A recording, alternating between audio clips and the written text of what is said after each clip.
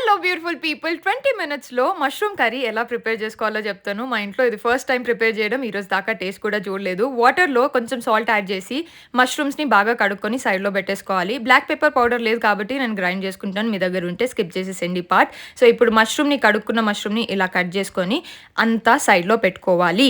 So, ఇప్పుడు మనం 3 table spoon oil add చేసుకొని ఈ వెజిటబుల్స్ ఇలా చిన్నగా కట్ చేసుకోవాలి. ఫస్ట్ మనం గార్లిక్ యాడ్ చేస్తాము. బ్రౌన్ కాకముందుకే మనము ఆనియన్స్ కూడా యాడ్ చేసి 2 కలిపి ఫ్రై చేస్తాము.